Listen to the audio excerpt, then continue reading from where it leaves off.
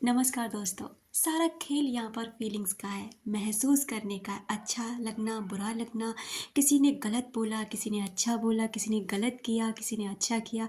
ये सारा खेल ना हमारी फीलिंग्स के ऊपर डिपेंड करता है। कोई अच्छा कहता है तो हम अच्छा फील करते हैं और हमें खुशी होती है।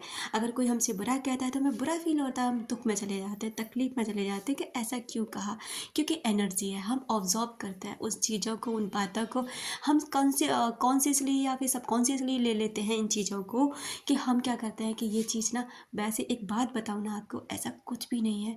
आपके अंदर जो थॉट्स हैं ना, ज़रूरी नहीं कि तो वो थॉट्स किसी और के अंदर भी हों।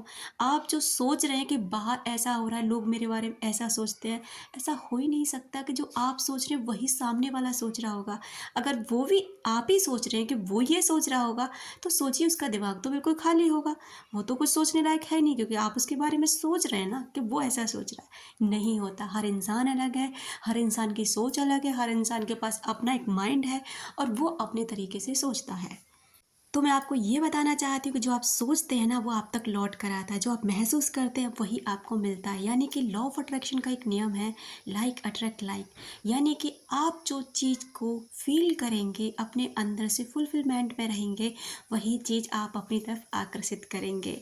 यानी अगर आपके पास कृतज्ञता यानी ग्रेटफुल होना है, आप ग्रेटफुल हो सकते हैं जो भी चीज़ आपके पास अभी प्रेजेंट टाइम में है। तो यकीन मानिए कुछ दिनों बाद वो डबल होने लग जाएंगी, वो चीज़ें बढ़ने लग जाएंगी।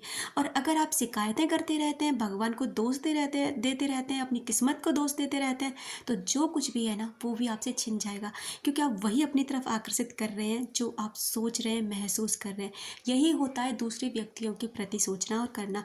अक्सर आपने देखा होगा कि कुछ व्यक्ति ना अपने आप वापस अपनी लाइफ में लौट आते हैं, क्योंकि पहले वाले व्यक्ति को कोई फ़र्क ही नहीं पड़ रहा होता उनके जाने आने से, क्योंकि वो अपने आप में मस्त है। उसने ऐसा कुछ फ़ील ही नहीं किया कि वो इंसान ऐसा था, उसने ये किया, वो ठीक है, वो गया, अच्छी बात है, कोई बात नहीं, उसका मन था, वो नहीं रह पाया। लेकिन वो व्यक्ति उसके पास फिर से लौट आता है, क्योंकि उसने वहाँ पर गलत फीलिंग सेंड की ही नहीं, उस व्यक्ति के प्रति कुछ गलत सोचा ही नहीं। लेकिन वही दूसरा व्यक्ति है जो उस व्यक्ति के बारे में ना बहुत गलत सोच रहा है। उसने मेरे को चीट किया, धोखा दिया, मुझे बर्बाद किया, ये किया, वो किया। वो ऐसे लोगों की लाइफ में वो इंसान फिर से लौट के कभी नहीं आते। क्योंकि आप फीलिंग क्रिएट करें और फिर सोचते हो कोई इंसान लौट के आए, उसे गलती का एहसास हो, माफ़ी मांगे, नहीं होगा। क्योंकि आप गलत सोचने के लिए उसे मजबूर कर ही नहीं रहे। आप अपने यहाँ से उसको मिसिंग एनर्जी सेंड कर रहे हो, उसके लिए नेगेटिव एनर्जी सेंड कर रहे हो, और वो सब उसको महसूस होता है। उसे पता है आप उसके बिना रो रहे हैं, उसे पता है कि आप उसके बिना मर रहे हैं, जी नहीं पा रहे हैं, डिप्रेशन में है, परेशानियों में, और उसे इन चीज़ों में अच्छा लग रहा है। क्योंकि उसकी नज़र, आपकी नज़रों में वो एक महान बना हुआ है, एक प्रेम का बहुत बड़ा प्रतीक बना हुआ है कि आप उससे बेइंतहा मोहब्बत करते हैं, उसके बिना जी नहीं सकते, मर जाएंगे, ये कर लेंगे, वो कर लेंगे। यही सब ना आपका गलत करना हो जाता है। जब आप उसे ये महसूस करा देते तो वो तो अपने आप में बहुत बड़ा महाराजा बनेगा ही ना, बस उसे यही नहीं बनने देना। अब यहाँ पे ना आप एक एनर्जी सेंड कीजिए अपने आप को, कि आप जैसे भी हैं, जो भी हैं, बहुत खुश हैं, बहुत मस्त हैं, और एक प्रीसियस इंसान है, एक बहुत ही ज़्यादा ग्रेटफुल इंसान है। इस दुनिया में भगवान ने आपको बहुत खूबसूरती से बनाया और वो सारी नियामतें आपको दी हैं जो औरों को मिली हैं। इसलिए सबसे पहले ग्रेटफुल होना शुरू हो जाइए। दूसरा, खुद को हील करिए और उस व्यक्ति को माफ़ करिए। अगर आप सच में चाहते हैं ना कि वो व्यक्ति आपके पास फिर से लौट कर आए, अपने किए के लिए आपसे माफ़ी मांगे या फिर गिल्ट फील करे, तो आप ऐसा करा सकते हैं। वो कैसे करा सकते हैं? सिर्फ़ और सिर्फ़ अपने विचारों के द्वारा। ना आपको उसके पास जाना है, ना आपको उससे मैसेज कॉल करना है, ना ही वहाँ उसके पास कहीं से भी कैसे भी कोई मैसेज सेंड पहुँचवाना है, किसी इंसान के थ्रू, किसी के भी थ्रू, कुछ भी नहीं कराना। आपको करना क्या है? अपने आप को मस्त करना है, हील करना है, शांत करना है। ये कैसा होगा? अध्यात्म से जुड़ने के बाद।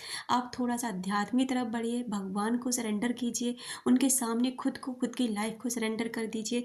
उसके बाद ना देखना आप क्या होता है। उस इंसान को माफ़ कर दीजिए। उसने जो भी किया, जैसे भी किया, नहीं, अगर आप माफ़ नहीं करेंगे ना, तो ये संभव नहीं है। तो एक फॉरगिवनेस वाला जो मेडिटेशन होता है ना, वो उसके लिए करिए, डेली करिए, जब तक आप अपने अंदर से ही अच्छा फ़ील नहीं करने लग जाते। सेल्फ लव पर ध्यान दीजिए और फिर आप भर जाएँगे एक एनर्जी से, एक ऐसी एनर्जी से जो आपके लिए पॉज़िटिव रहेगी और जो आपको हील करेगी। बस अब आपको फिर इसी मोमेंट पे ना, बस ये उसके लिए लव वाइब्रेशन सेंड करनी है, उसको माफ़ करना है। कुछ समय बाद आप देखेंगे वो व्यक्ति आपके लिए बदलने लगा है।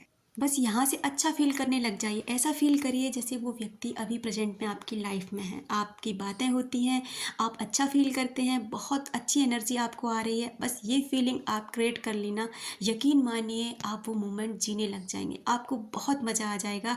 बस कुछ दिन का वेट करिएगा और जो ये चीज़ें मैंने बताई ना, ऐसा ज़रूर करिएगा।